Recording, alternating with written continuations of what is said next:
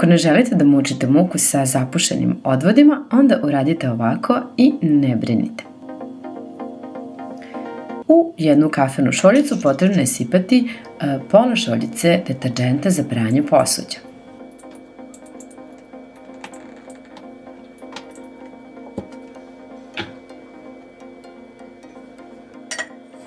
Dodajte zatim 2 pune stupene kašike soli.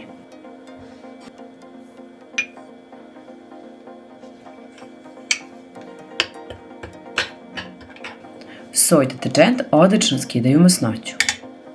Do vrha ćemo sada sipati alkoholno sirće i sve to promešati. Svi znamo koliko je ono dobro za čišćenje.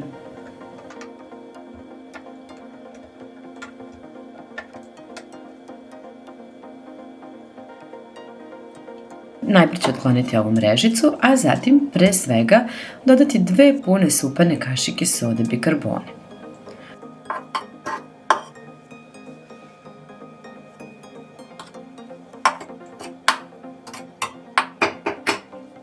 Sipajte zatim ovu smesu koju ste napravili. Inače, ovo možete da radite i preventivno kako biste sprečili pojavu naslaga masnoće na crevu i u odvodu, a pomaže i kada je zapušeno.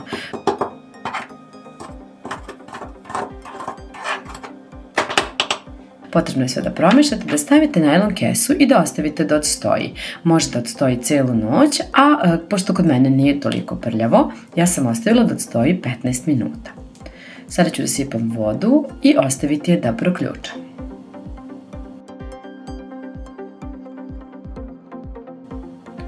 Pogledajte koliko je pene izašlo.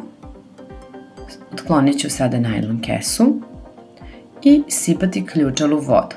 Sipam najprije ovako pomalo. Sad ćete vidjeti kada da odmah kreće reakcija i vazduh. Pogledajte balončiće.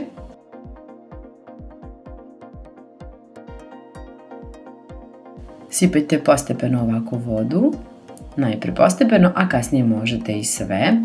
I sada ćete i sami vidjeti kada sve sipate odjednom kako lepo odvod radi. Pogledajte, iako je puno pene, fenomenalno je uvukao sve. Sada ću samo sve da isperem.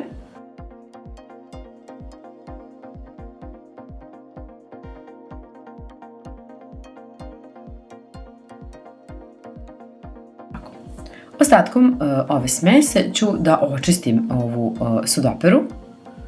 Vidite, ovdje imam naslage kamenca.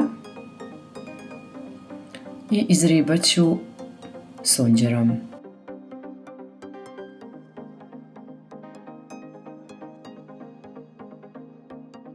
Sve ću zatim isprati čistom vodom, pa prebrisati čistom suvom krpom. A sada ću vam pokazati još jedan trik kada su u pitanju ove keramičke sudopere. Znate i sami da one vrlo često kada se osuše ne budu onako lepe i blistave i da se vidi kamenac. Zato je potrebno da na jedan papirni ubrus stavite vrlo malo ulja, a zatim da prebrišete čistu sudoperu.